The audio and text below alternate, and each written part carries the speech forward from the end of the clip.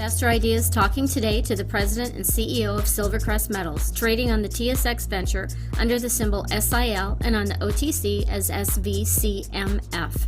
Erik talks about the recent results in their property in Mexico, what's next for the company, and also what's next for the sector, sharing a very optimistic outlook and future for mining investors going into 2017.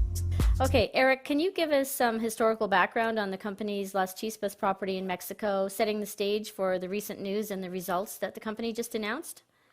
Yeah, the Las Chispas property consisted of high-grade production basically between 1880 and 1930.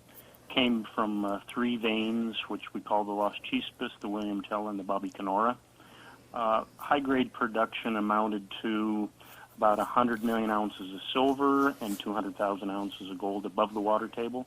I'm mostly interested in what's below the water table, although we're finding quite a bit still remaining above the water table. So our focus right now, as we transition from what was SilverCrest Mines, and that's the company that merged with First Majestic last year, a lot of the work for setting up Las Chispas land package, and there was some legal problems with that originally, was under SilverCrest Mines' hat. And when we did the deal with First Majestic, we rolled out Las Chispas along with 5 other properties, and it became the flagship of the new company, which is SilverCrest Metals, which listed last October. And you also just announced a new discovery at Las Chispas with the Varela Veins, showing very exciting results. Can you expand on that and give us some more details of some of the samples that you found? Yeah, these high grades, again, these are above the water table, so they're right near the surface, so pretty shallow.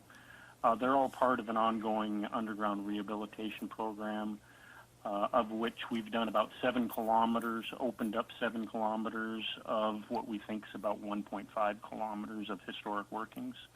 And the Varela veins are just 2 of the 19 veins that we've currently identified on the property.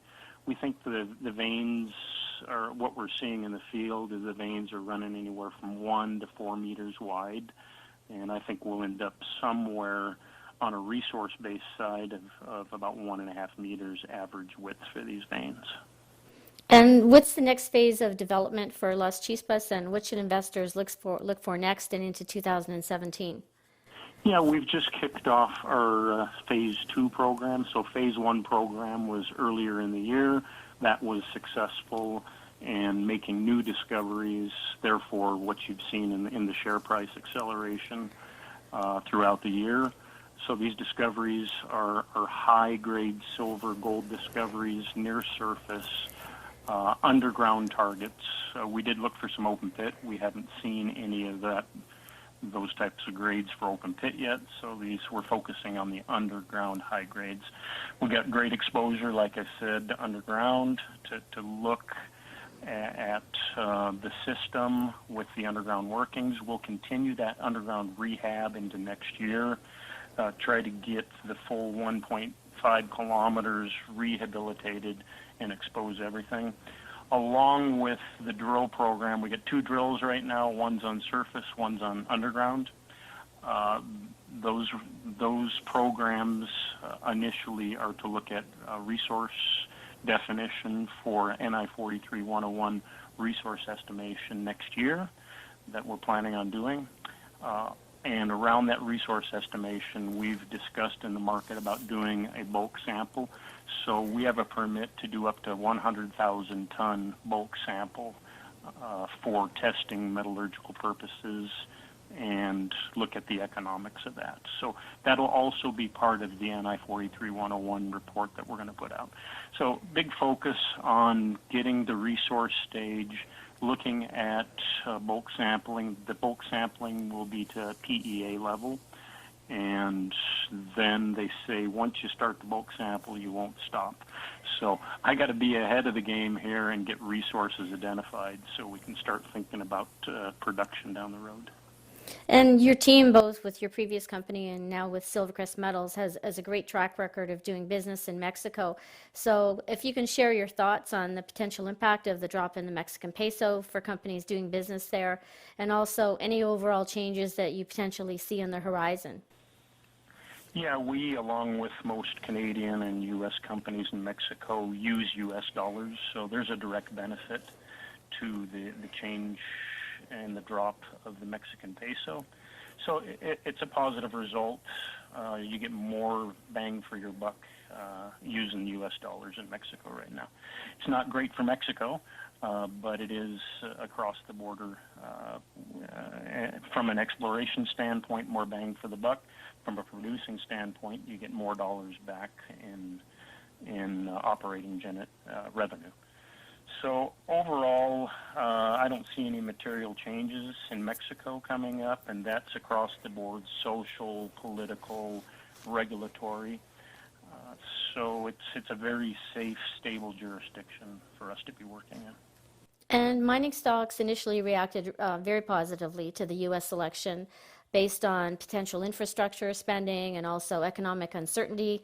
So I know that you have based your company, you said in previous interviews, to succeed in both good and bad markets. But can you share your thoughts on the sector moving forward, especially in this new era that we're seeing? Yeah, I'm a long-term cycle guy. So if you believe in the cycles, and this is my fourth cycle going through in my career, they stretch 7 to 8 years, and we've been in a down cycle for just about 7 years now. So I'd look at the next bull run in 2017 if we stay on the historical cycle model that I believe in. And all eyes were on the election to see what would happen with definitely with gold price, and silver price along with that. And I was watching too. So again, being a long-term, big-picture guy, I was looking at no matter who won, whether it was Clinton or Trump, the world would be riskier by the end of the year. So I still believe that. So we're into more risk, and risk just means higher precious metal prices. Well, thank you, Erik, and we look forward to the next update on Las Chispas moving forward into 2017, and hopefully your prediction for a bull market for investors in the sector is correct.